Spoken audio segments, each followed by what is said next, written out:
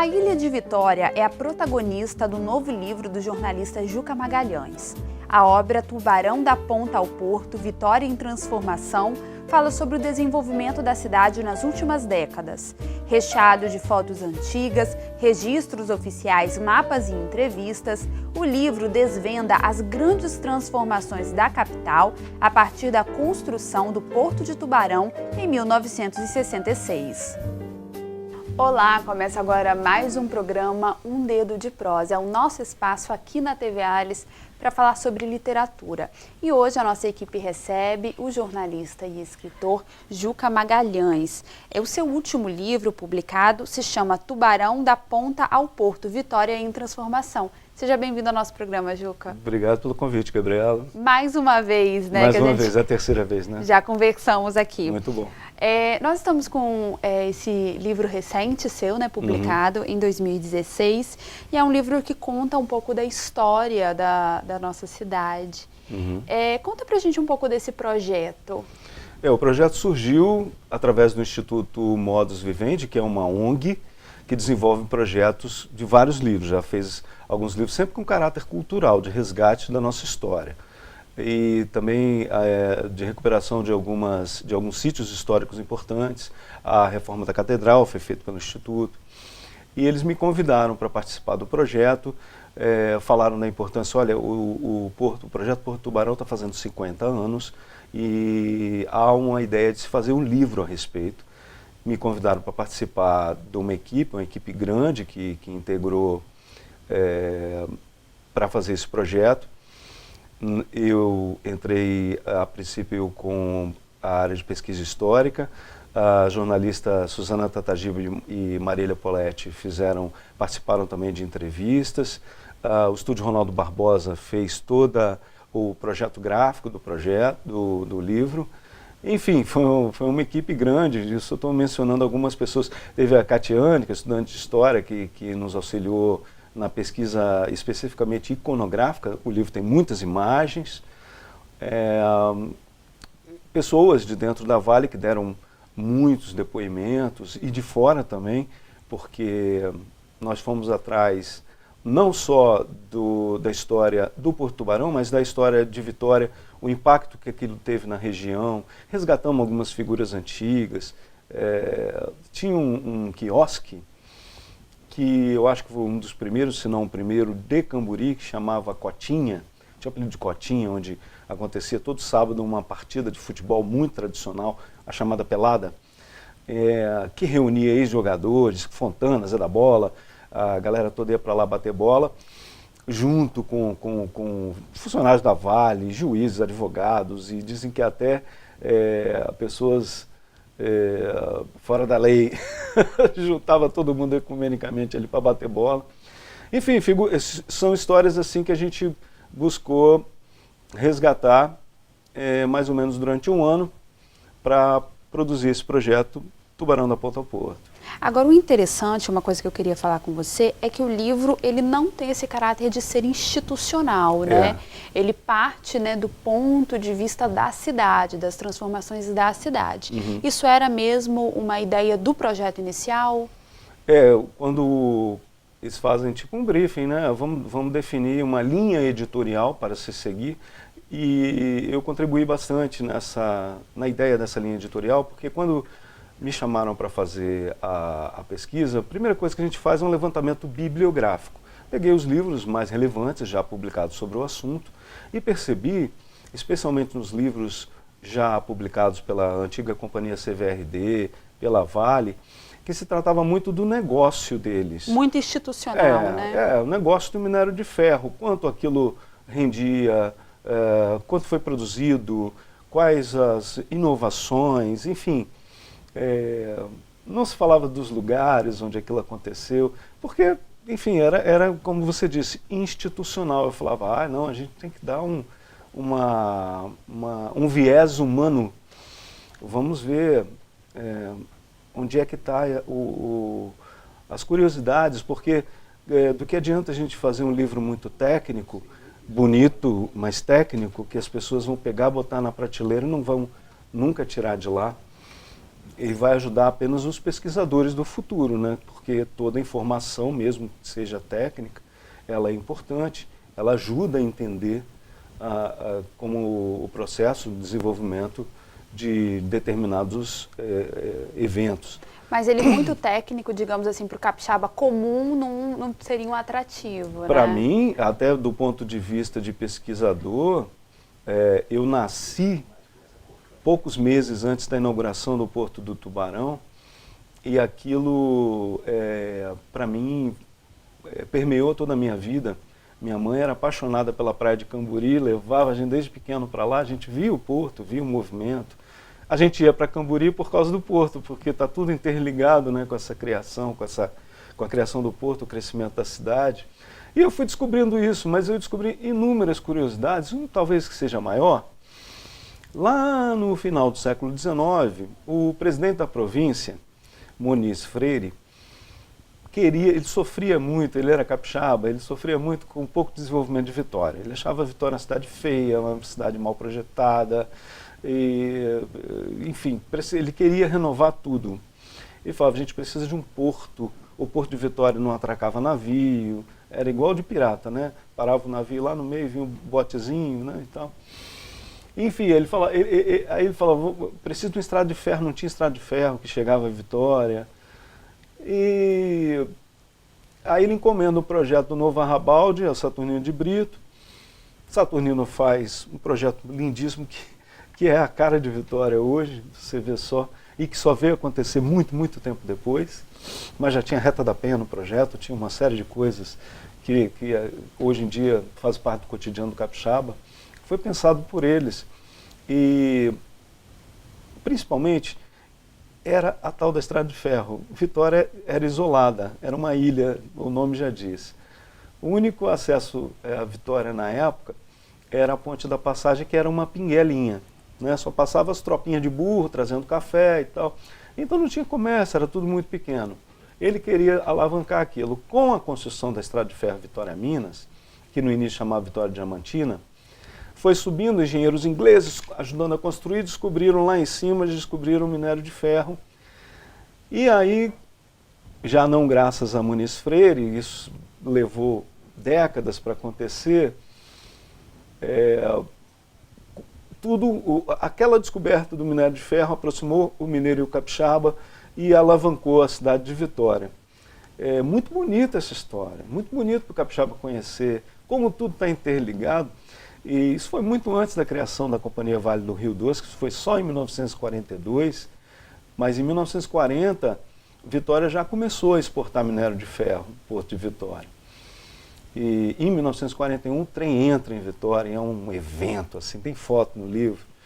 É muito bacana você descobrir, assim, o capixaba foi todo para a rua, todo mundo de terno, soltando foguete, o trem entrando. Tem fotos do trem passando, não no livro, porque não deu para colocar tudo, mas a gente descobriu passando nas 5 pontes, depois passando na Ponte Seca, que não era seca na época, entrando no Porto de Vitória, o trem. Aquilo foi um acontecimento. O Serafim Denense tem um livro maravilhoso chamado Biografia de uma Ilha. Ele diz que aquele momento, se não me engano, 11 de junho de 1941, é o momento da emancipação econômica do Espírito Santo. Porque o Espírito Santo até então era refém do café. E o café oscilava muito. Então, às vezes, o governo estava bem pra caramba, fazia um monte de projeto, o governo seguinte, o café tinha caído, aí não tinha mais dinheiro, não podia fazer nada. Você comentou das fotos, eu vou aproveitar para mostrar também um pouquinho, sim. Porque o livro ele é recheado de fotografias. Eu imagino que deve ter sido em torno de 140 imagens entre fotografias, mapas também, né? as cartas náuticas antigas, jornais de época, que era uma coisa que eu ficava assim, quando via, por exemplo, alguns livros institucionais importantes, falava, obviamente, da inauguração do Porto de Tubarão, que é uma coisa que eu não sabia. O Porto de Tubarão, que talvez a maior parte dos capixabas também não saibam. O Porto de Tubarão, naquele momento, 1960, 62, quando ele começou a ser construído, era o projeto mais importante do Brasil. E isso pela primeira vez aconteceu.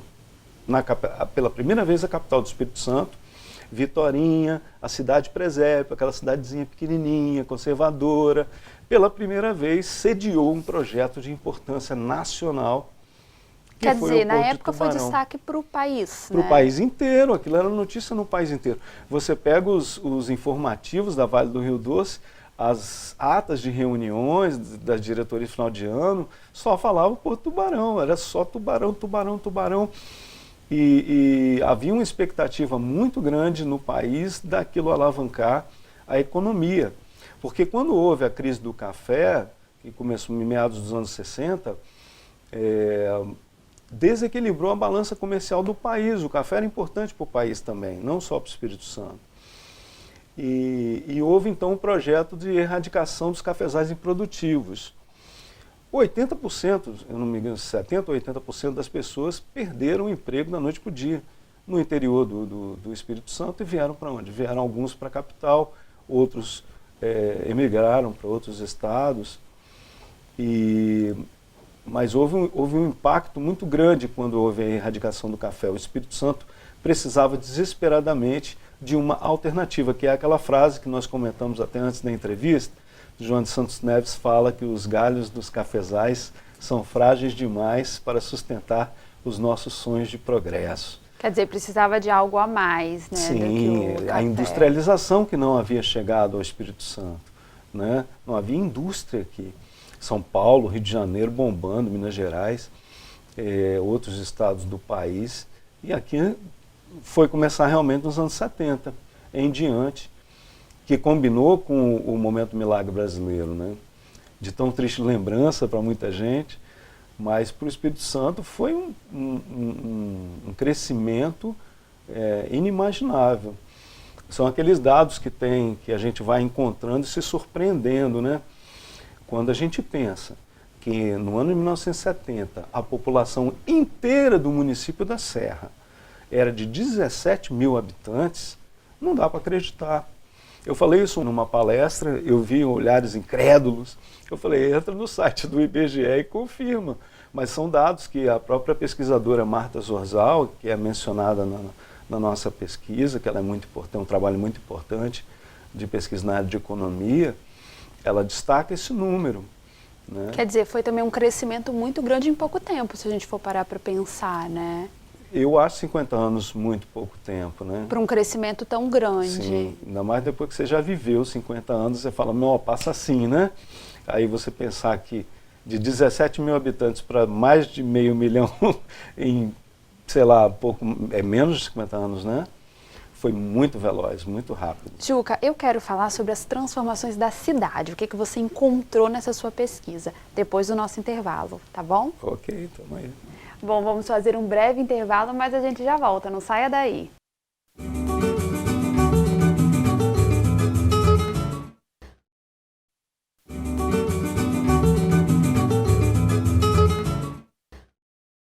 Estamos de volta com o segundo bloco do programa Um Dedo de Prosa.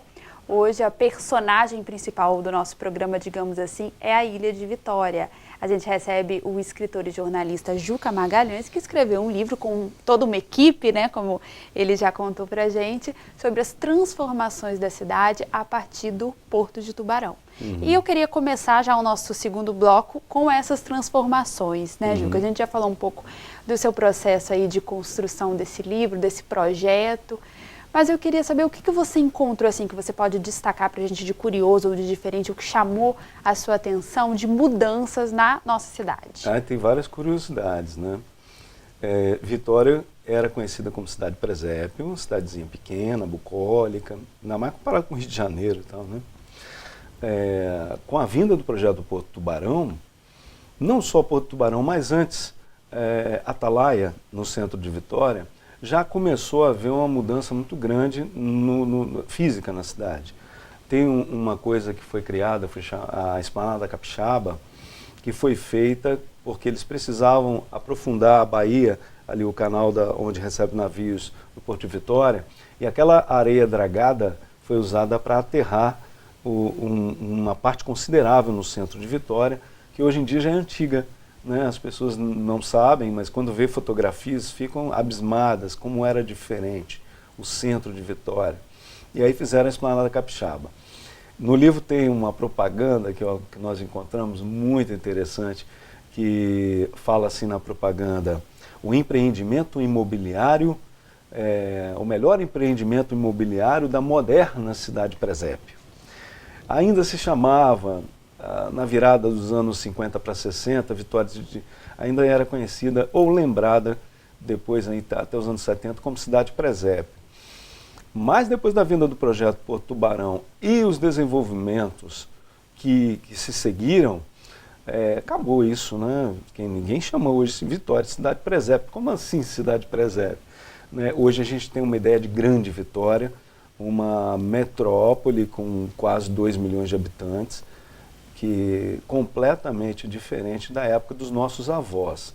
Mas uma diferença muito, muito importante foi a ocupação das praias do litoral, que é a parte continental da nossa cidade, que era totalmente desabitada.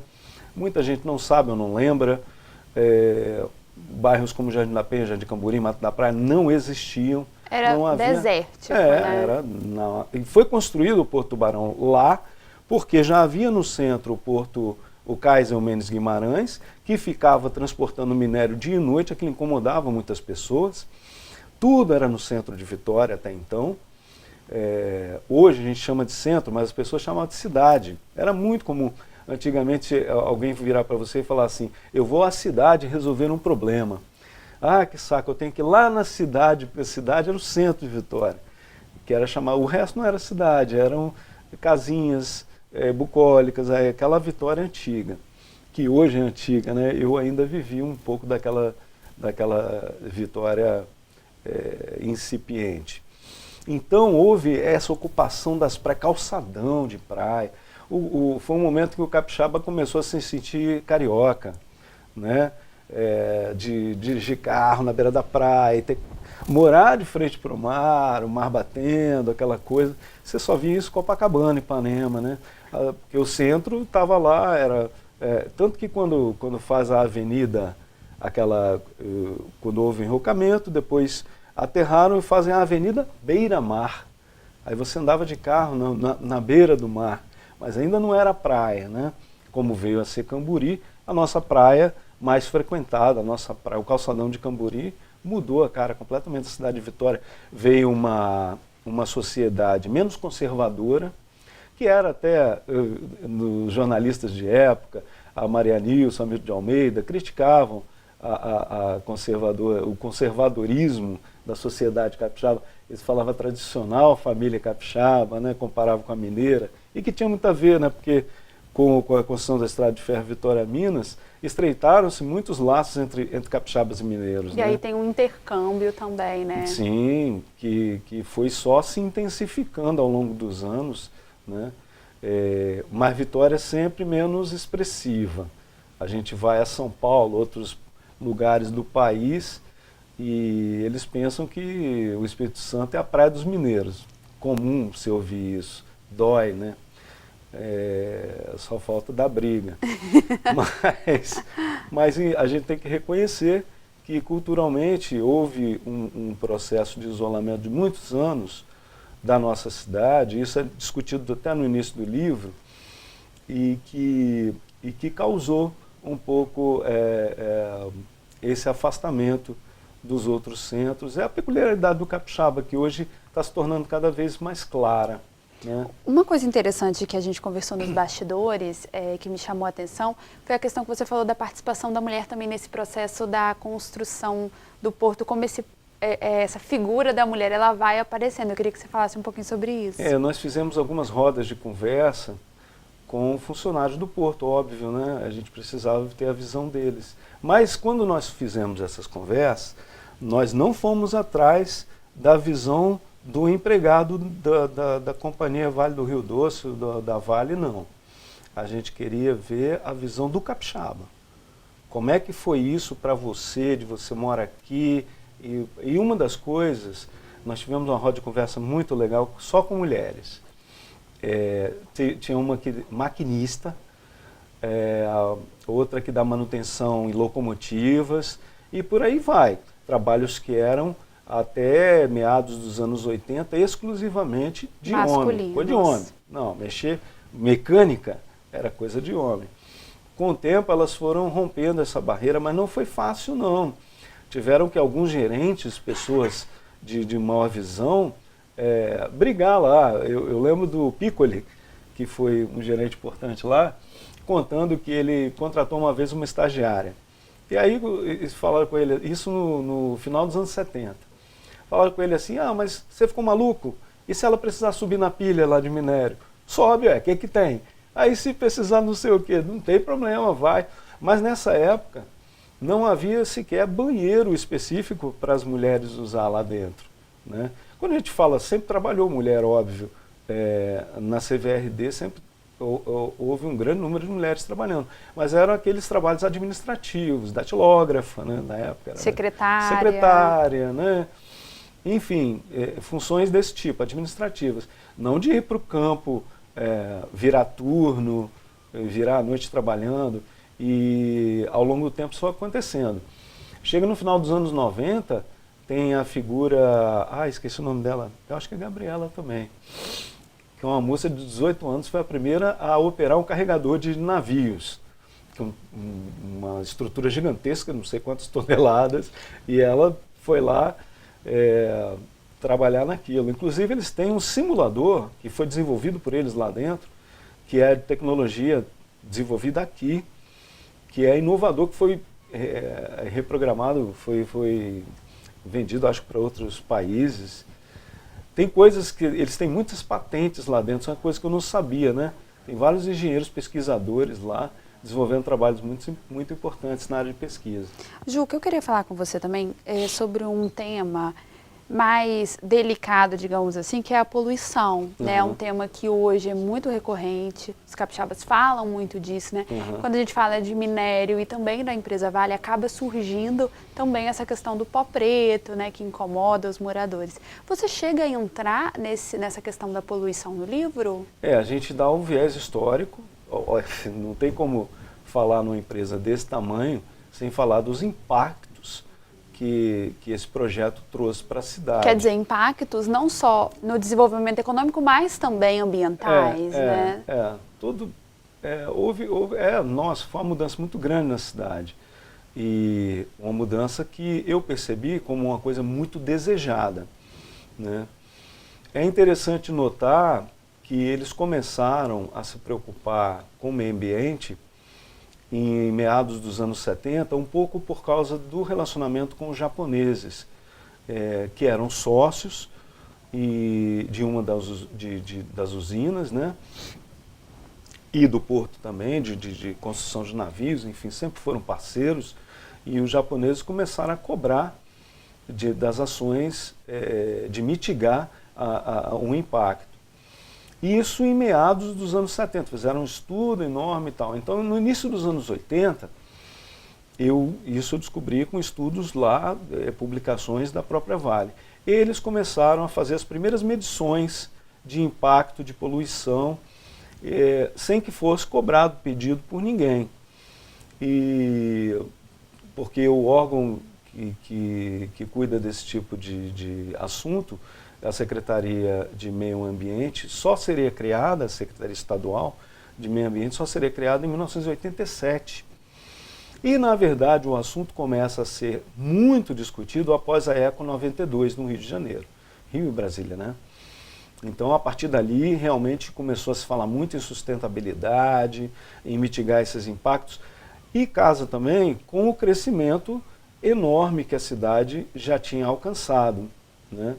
Então, a gente aborda essa questão a partir do seu viés histórico. O que foi que aconteceu? Como foi que aconteceu? O que a Vale fez? O que a cidade fez e tal? Mas não nos aprofundamos porque também não tinha muito... Isso dá um livro, não é só isso. Dá um livro. Aliás, se eu não me engano, já até tem alguns livros sobre o assunto. Mas não era a nossa intenção. Nossa intenção era contar do Porto Tubarão, que estava fazendo 50 anos. Eu vejo que com o crescimento da nossa cidade, que era a cidade presépio, e se torna uma metrópole, nós tivemos ônus e bônus nesse processo, que todas as cidades que você for têm. No Rio de Janeiro, o ônus mais importante é a violência. Em São Paulo, a poluição também é muito discutida, e esse é um processo natural da sociedade. Você tem uma empresa que tem uma grande empresa que gera muitos lucros, que é muito importante para aquele município, para aquela cidade. Ao mesmo tempo, ela tem o seu impacto. E isso vem sendo discutido entre os órgãos que são competentes e a própria sociedade, que tem um clamor muito forte para que se discuta o assunto. Eu acho que o processo é esse mesmo. E o processo tem acontecido. Ah, mas não resolve. Bom, uma hora vai resolver. Como isso vai acontecer, aí é uma história que a gente pode contar lá na frente. E é um assunto que dá muito, como você falou, dá muito pano para manga aí, né? Essa Sim, questão. E é muito complexo. Eu não sou especialista da área, né? Eu posso opinar a partir de estudos sobre fatos que aconteceram e aí contar essa história. Mas dizer o que é melhor ou o que é pior, não me sinto competente para isso, não. Juca, o nosso programa está chegando ao fim. Eu quero agradecer muito a sua presença aqui. Você sabe que as nossas portas estão sempre abertas para que você volte com novidade para a gente, tá bom? Claro, se Deus quiser, breve teremos mais livros, mais coisas para a gente conversar. Então tá ótimo, obrigada. De nada. Bom, o programa Dedo de Prosa de hoje fica por aqui. Eu agradeço muito a sua companhia e eu lembro que você pode nos enviar sugestões. Nosso e-mail é tvales.es@gmail.com. Obrigada e continue com a nossa programação aqui na TV Alice, o seu canal Cidadão.